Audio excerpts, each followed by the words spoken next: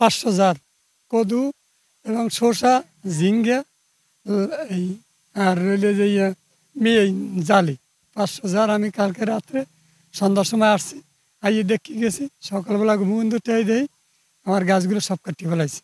আমরা প্রতিদিনের মতো প্রতিদিন যেভাবে কাজ করি, এই কাজের শেষে আমরা বাড়িতে গেছি। যাওয়ার পরে রাত 10টা-11টার পরে একটু বেরোইছি, তখন আমি ক্ষেতের দিকে লাইট মেরিয়ে ঘুরিয়ে দেখে গেছে আমার সম্বন্ধী সব ঠিক আছে।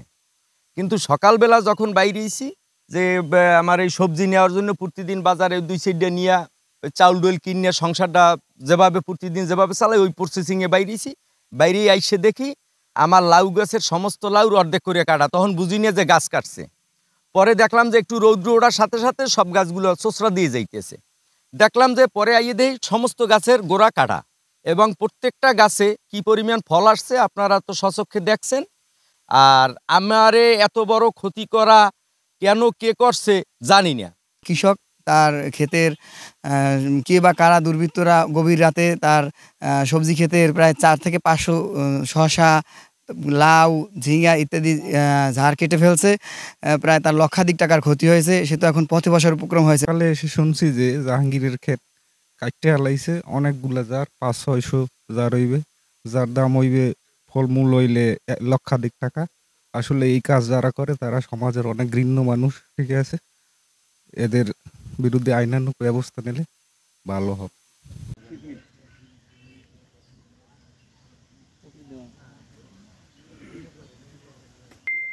কাটাই যখন লাগবে কি পরিমাণ হয়েছে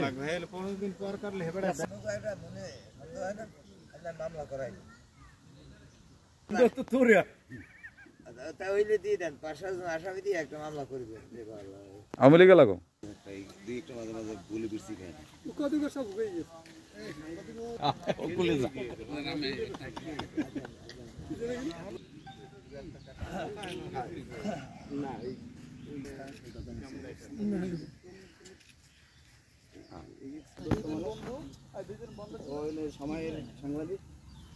এত তো ঘোরা পাইছে, তো ঘোরা আজ হয়েছে বাইরে নিশানার বাইরে।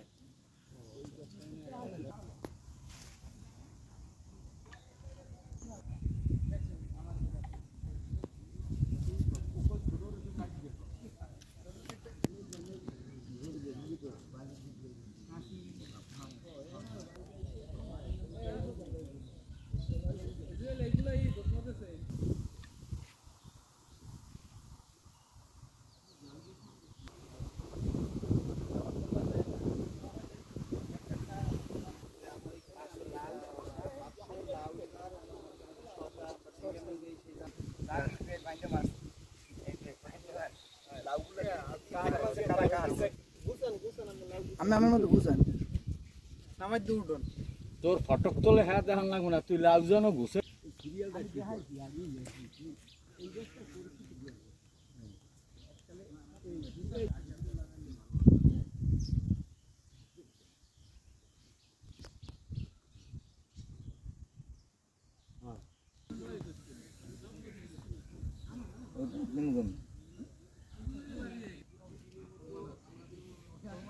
এই সাইড দিয়ে গাড়ি নিয়েছি না।